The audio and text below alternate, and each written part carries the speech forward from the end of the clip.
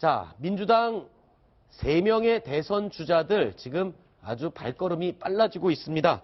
자, 정책 경쟁이 지금 뜨거워지고 있는데요. 새 후보 오늘도 정책 관련 일정들을 다 소화하고 있습니다. 영상으로 구성해봤습니다. 함께 보시죠.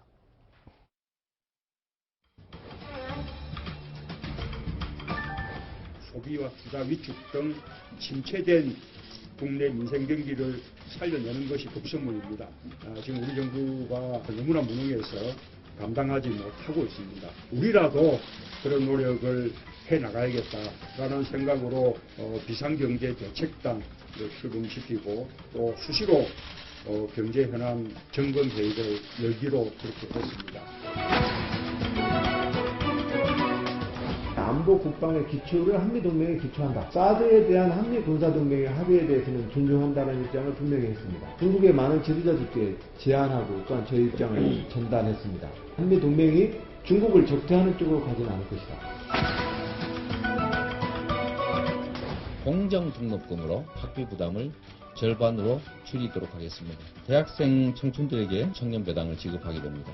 공공 일자리 확대로 대학 졸업자들의 진로를 확장해서 열겠습니다.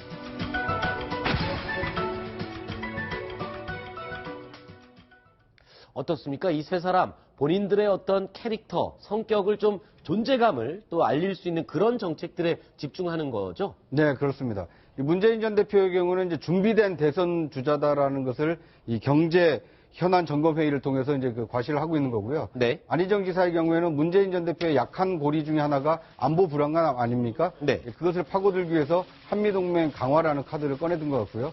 이재명 시장의 경우에는 자신의 트레이드 마크인 이 청년 배당 정책을 전국으로 확산시킬 수 있는 어떤 보관을 정책 대안으로 제시를 하고 있습니다. 네. 어떻게 보면 이제 자신의 강점을 살려서 상대 후보의 어떤 차별화에 나섰다 이렇게 볼 수 있을 것 같습니다. 그렇군요. 그런데 이런 가운데서 지금 문 전 대표가 영입한 인사죠. 양양자 최고위원이 어제 좀 문제 있는 발언을 해서 논란이 되고 있다는데 어떤 내용입니까, 심 차장? 작년 총선 때 영입됐던 삼성전자의 상무 출신, 네. 그 고졸 출신의 굉장히 신화 같은 분인데 그 삼성전자 출신의 저분께서 반올림이 전문 시위꾼처럼, 반올림이라는 게 뭐냐면 삼성 반도체 때문에 뭐 백혈병 같은 것들을 얻어서 불행하게 뭐 병을 얻거나 돌아가신 분들의 어떤 그런 그 단체군요. 분들을 위해서 하는 단체인데 그 반올림이 계속 삼성 본관 앞에서 시위를 하고 있습니다. 그 반올림이 전문 시위꾼처럼 귀족 노조들이 자리를 차지하는 방식으로 활동을 한다. 네. 삼성 본관 앞에서 농성을 하는데 그 사람들은 유가족들도 아니고 전혀 관계없는 전문 시위꾼들이다. 이런 얘기를 아하. 기자단 5탄에서 해가지고 굉장히 그 지지자들로부터 비판을 많이 받았다고 합니다. 네. 내용을 그런데 결국 양양자 최고위원이 사과를 했다면서요? 예, 그렇습니다. 사과의 글을 올렸는데요. 유가족들의 아픔에 더 큰 상처 남긴 것 같아서 가슴이 아프다. 고개 숙여 사과드린다라는 이야기 했는데 적절하지 않은 발언입니다. 특히나 네. 이제 민주당에서 양양자 최고위원을 영입한 이유가 삼성 출신인데 삼성 편들어주기 위해서 영입한 게 아니거든요. 그렇죠. 특히나 최초의 고졸 출신 여성 임원으로서 이제 서민을 위한 정책을 펴달라, 정치해달라라고 영입한 것인데 일방적으로 삼성의 편만 드는 것처럼 비춰지는 그런 오해를 살 수 있는 그런 언동은 적절하지 않은 것 같습니다. 그렇군요. 일단은 뭐 양양자 최고위원이 사과를 즉각 했는데 사과를 했다고 해서 뭐 입장이 변하거나 바뀐 건 아니지 않습니까? 어쨌든 그래도 뭐 본인이 사실관계 같은 걸 잘 모르는 상태에서 그렇게 됐고 네. 또 게다가 지금 정치적 파장이 엄청나게 큽니다. 정의당 그렇죠. 같은 데서 막 공개적으로 비판하는 성명, 게다가 이제 문재인 전 대표를 돕고 있는 대표적인 인사인데 대선 주자에게까지 불똥이 튀고 하기 때문에 아주 즉각 사과하는 그런 모습을 보였습니다. 그렇죠. 문재인 전 대표도 뜨거워했나 봅니다. 대신 또 사과를 했습니다. 들어보시겠습니다. 어쨌든 삼성 백혈병 그 피해자분들 또 그 유족들은 저나 우리 당이 늘 함께 해왔습니다. 그분들께 뭐 좀 상처가 됐다면 대단히 죄송스럽다는 사과 말씀을 드리겠습니다.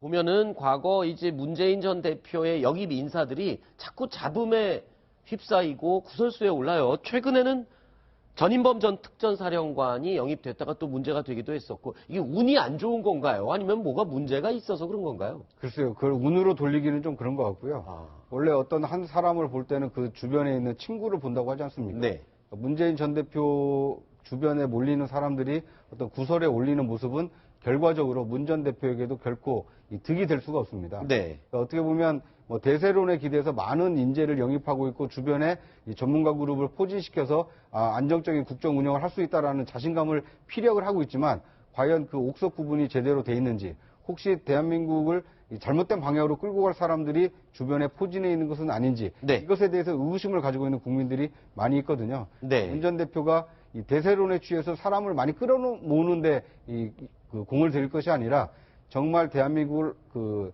효과적으로 그 바꿔낼 수 있는 진짜 인재를 영입하는데 네. 신경을 써야 될 때가 아닌가 하는 생각이 듭니다. 알겠습니다. 대선 주자들만큼이나 그 아내들의 행보도 점점 발이 넓어지고 바빠지는 것 같은데요. 이재명 시장의 부인 김혜경 씨가 자, 이 시장을 대신해서 대전 충남 지역으로 이동했다고 합니다. 그 내용 영상으로 함께 보시겠습니다. 단단히 버텨주시는 여러분 때문에 이재명 시장이 앞으로 점점 나갈 수 있을 것 같습니다. 지금도 사실 힘들지만 그래도 버티고 나가는 것이 저는 제가 밥을 잘해줘서 그런 줄 알아요. 근데 그게 아니었던 것 같습니다. 제가 더 힘내서 더 많이 다니겠습니다. 감사합니다. 자, 민주당 대선 주자의 아내들, 부인들 가운데 지금 가장 활발하게 활동하는 사람은 누구라고 보십니까?